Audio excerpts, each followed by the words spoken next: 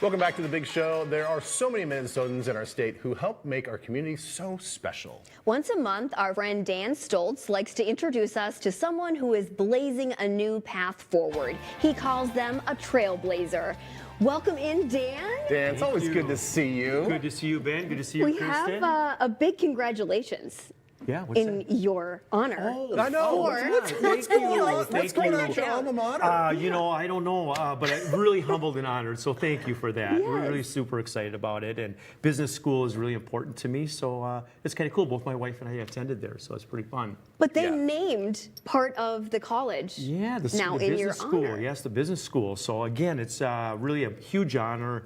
We're really excited about it as a family for sure. Thank you. Yeah. Appreciate that. Absolutely. Okay, we love these Trailblazer segments because Yes. you introduce us to somebody that we already know in the community, but you want to like highlight kind of what they're doing in the community also professionally. And you have a little hint that Yeah, you're I got wearing. a little hint right Yeah. here. Yep. And our definition of trailblazer is someone that's impactful and influential in our community. So we've kind of hinted, I'm just going to say this will even be another hint. He's the voice of the Minnesota Twins, so I just want to tee it up before I say his name. So he came to the Minnesota Twins in 2012. He came to do the play-by-play, came from the Brewers, but then in 2024 he became the Twins lead television. He's now called the voice of the Minnesota Twins. He's a phenomenal person. I just want to say he's a 3-time award winner of the Minnesota Sportscaster of the Year by the National Sports Media. Ladies and gentlemen, Cory Provus, the voice right here. How about up, that? Dan? That's a What do you walkout. think, huh? You're hired. What do you think, man? That's an intro right there. Intro, huh? He's your new Very agent. good. Seriously. Isn't that voice just iconic? It Everybody is. knows. Yeah. Thanks, guys. Good to be here. Yeah. So good to do have you. Do sometimes, I was kind of teasing at the start of the show, do people recognize your voice without seeing your face? It happens, yes, when we're getting out, my wife and I are with some friends out for dinner, and I'll say, can I have the check? And then, or maybe even ordering an entree or any specials, and then they're like, wait a minute, hang on a minute. So, say that again? Yeah. And then the conversation picks up. But people are very kind, very kind. Yeah. Good, good. So, I wanted to ask, I read some of his bio. Talk about when you were like 9 and 10 years old, Chicago Bears. Yeah. This is a really cool story. Because how do you become an announcer? I was always wondering, how do you do that, right? So, I mean, I was like anybody. I would have loved to have had the career of Ben Lieber, but sadly, that size just never came my could have way. been a kicker Never or came my something, way. you know? I think even that was a You stretch. got the mentals for it. Yeah. So I was the kid though growing up in Chicago that I just loved sports, and I was the one on Sundays, on Bears Sundays, the Chicago Sun-Times would have the Bears 53-man roster printed on one side, and then if they're playing the Vikings, it would be on the other side. And I'd rip both rosters out, go into my dad's office, turn the sound down, and just start calling the game. When I was 9, Really? 10, 11 years old. But it sounds odd, but then you meet people who do the same thing, and they did the exact same thing when they were kids. We all had this dream and this vision, and you don't need at that point, those cell phones, tape recorders. You just had what was in front of you and be creative. Yeah. I Was love that football your story. favorite sport? As Baseball. Far as like, I loved the Chicago Cubs growing Yeah. up. Well, So Harry baseball. Carey. Yeah, Harry Carey, just every Ryan Sandberg, Andre Dawson, those were Mark Grace, those were my Grace, yeah. heroes growing up. So I loved, baseball was my first love. yeah. What do you think about, and maybe we're going to turn this into a sports segment, the whole idea of the Bears moving to Indiana? Is that going to happen? Like, you believe that? I am down on it. I am negative. I don't want it to Negative, yeah. happen. I just can't imagine. And I know I heard the governor say they're still going to call themselves the Chicago Bears. The Chicago Bears have to play in Illinois. They have to play in Illinois. I still think I think it's leverage. I think they will end up in the suburbs in Arlington Heights, which is a northern suburb. I think this is all a leverage ploy that I think they'll end up playing there. Yeah. That's kind of what I'm hoping too. Yeah. You've called a lot, Cory, over your time. What would you say is one of your favorite calls?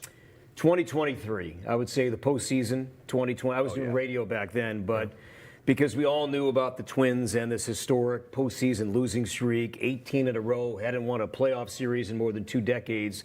Well, finally, it happened in 2023 when they beat Toronto in that best out of 3 series. But that first game, that game 1, when George Springer hit a one-hop smash and Donovan Solano dove to his right, took it to the bag, and then you just got this sense of euphoria around the ballpark and tears and smiling and celebratory faces because the losing streak was over. They didn't win the series at that point, but finally they said, hey, we won a postseason game. Then the next day, they ended up winning the series. So to me, 2023 was my highlight. Wow. Yeah. Wow. What is the difference for you, maybe technically, going from radio to TV?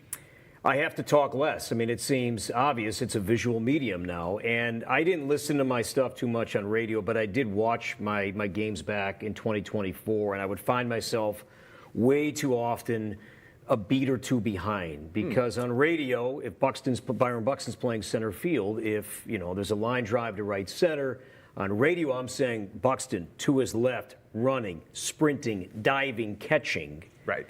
You need to say that on radio. I was doing that on TV. I don't need to say the exact same words. You can see it. So I would try to be like, no, talk less, smile more. No, I don't want to do Hamilton. But it was just difficult because you're like jumping ahead. I just wanted to say, take a breath.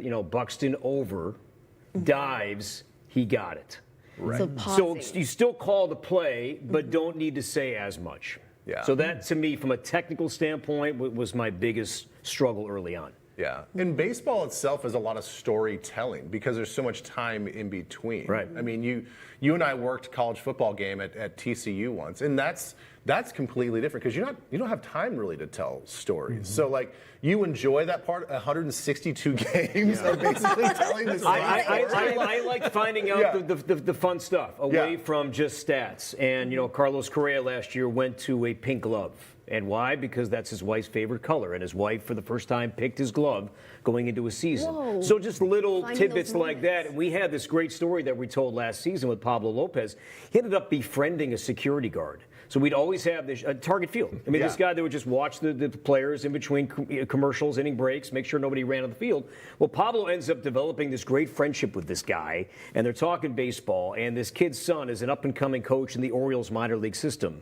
So telling that story, it looks so, you don't notice it too much, but there might be something there. So find it, dig into it more than just what is his ERA and what's his Stats. batting average and his OPS. You can see all that. What can you tell us about this player, this moment that's interesting? Yeah. Well, you're the perfect trailblazer. I just want to, so a lot of people think let's use game time 1:10. A lot of people think Yeah. you get there at 1 o'clock and put the. Including my best friends. Okay, That's yeah. not true. So what time do you get ahead before a game? I'm there. I mean, for a 6:40 game, I'm there by 2:30, 2:45 for a 6:40 game, and that includes on-field time, clubhouse, with the players in the manager's office, and talking with my peers as well about the game that night. Well, you're a real pro. Yeah. Yeah. Thanks for being Thank here. you. Dan, Guys, thanks for having me. Good to see you guys. Yeah. Good to catch up. Thanks, Dan. Good to see you.